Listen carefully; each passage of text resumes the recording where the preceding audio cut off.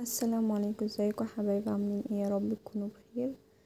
النهارده ان شاء الله جايه لكم فيديو جديد. قبل ما نبدا الفيديو ما تنسوش تعملوا لايك واشتراك للقناه وتفعلوا زر الجرس عشان يوصلكوا كل جديد، وقولولي رايكم في كومنت.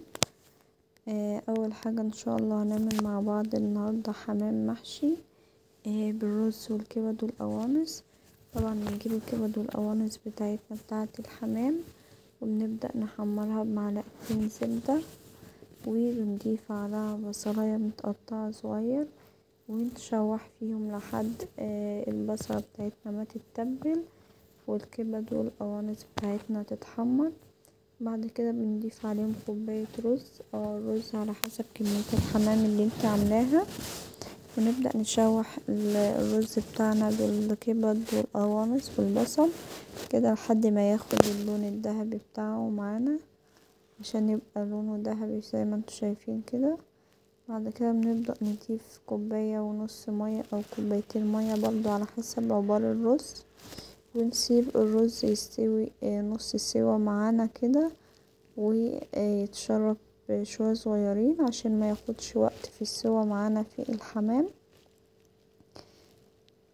بعد كده بقى بنروح للحمام بتاعنا زي ما انتوا شايفين انا منضفاه ومتنضف، وكان منقوع قبل كده طبعا، منقوع في مية بملح وليمون عشان اي زفرة في الحمام تطلع وكده، وبنضفه كويس.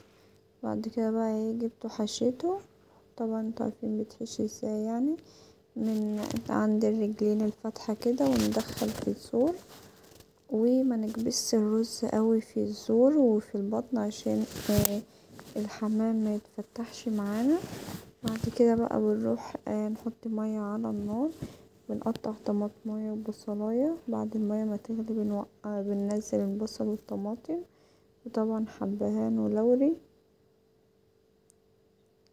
بعد كده بنبدأ نضيف الحمام بتاعنا، ننزله واحدة واحدة على ظهرها عشان الرز بتاعنا ما يخرجش. طبعا انا مكتفة بس الحمامية كده بالرجلين، مش مربطاه ولا عاملة فيه اي حاجة زي ما انتوا شايفين اهو، وبنغطي عليه ونسيبه يستوي براحته. وهنعمل معاكم رز بشعرية جنب الحمام. في ناس طبعا بتعمل محاشي وكده، بس انا حبيت اعمل رز بشعرية.